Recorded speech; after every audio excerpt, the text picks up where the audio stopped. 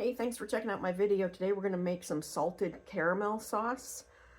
It's good for a lot of things. We like to put it on ice cream at my house, but I also use it if if I was going to serve a cheesecake, maybe I would drizzle it over the top of that. If I had an apple pie I was going to serve to family or friends, I would drizzle it over that. It's super good. It's better than anything you can buy in the store. And I will put the recipe in the description. So let's get started. Most of the recipes that you find for this are a very small recipe. It doesn't make very much, so I'm doing a double batch.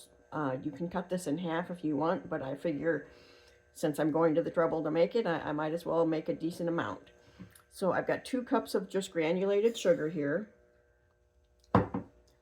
and a half a cup of water. It was already hot, so that's why it's starting to bubble already. I'm just gonna give this a stir to get everything combined, and then we're gonna actually just leave it alone and let it cook until the sugar all dissolves, and in time it will turn to this dark gold color, which is what we want. And so now that I have it stirred together, I'm just gonna leave it alone now and let it cook. It can take anywhere from like 8 to 15 minutes to turn the gold color that we're looking for, dark gold. So you just have to be patient. You don't stir it, you just let it go. It's been going now for about 5 minutes, and you can see it's still pretty clear. So just gonna let it go until it starts to turn dark gold. And I should have mentioned at the beginning of the video, you want to use a good heavy bottomed pot. That's why I'm using this pot. Really, this is probably a small soup pan, but it has a heavy bottom on it.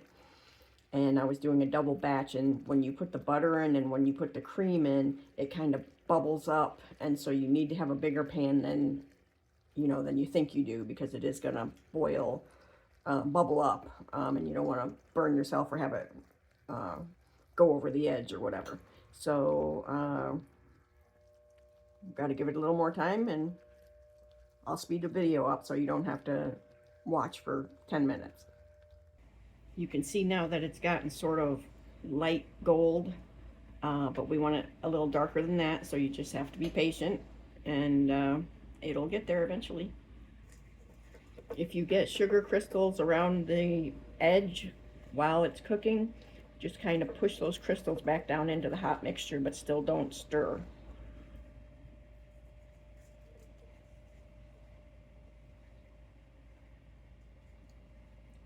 Okay, we're getting very close.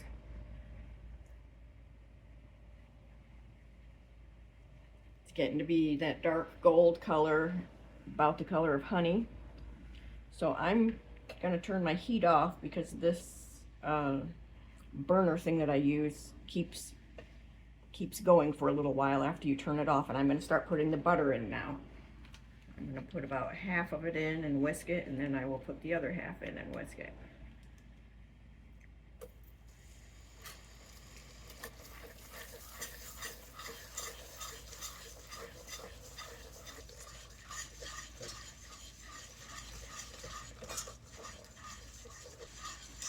Okay, so now I'm going to take it off the heat, and we're going to put our cream in now.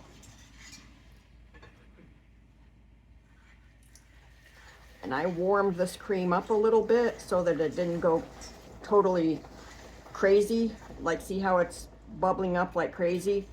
If you use real cold cream, it'll be even worse, and it can really boil up the sides quite a ways. So I warmed my cream up for about 30 seconds. Now, one thing about this, when you first get done with it, you're going to say, well, that's too runny. That doesn't look right. It's too runny. I want a thicker sauce. But trust me, it not only will it thicken up, it'll get so thick that when you put it in the refrigerator, it'll get too thick, and then you'll have to warm it up to get it back to the right consistency again. So now I'm going to put a little salt in it. I've got some sea salt here.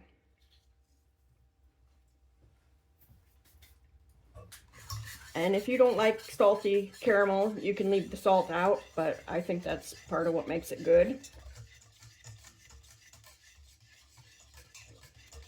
Okay, so that's done. I know it looks runny, but like I said, it's going to thicken right up. I'm going to let it just sit here for about 10 minutes, and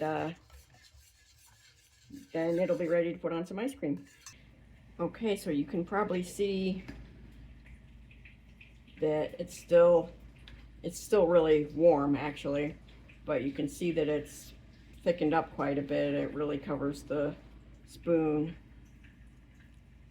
And I couldn't fit it all into this one mason jar, so I put the rest of it in this little cup here, and I'm going to put some on some ice cream and give it a try, although I already know it's delicious because I've eaten some off of a spoon.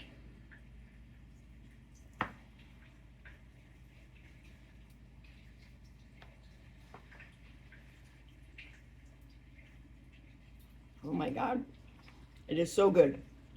You're going to love this recipe. And it's not that hard. It's really easy to make. So send me a comment. Let me know if you made it and how it turned out. I'd love to hear about it. And thanks for checking out my video, and I hope to see you again soon. Take care.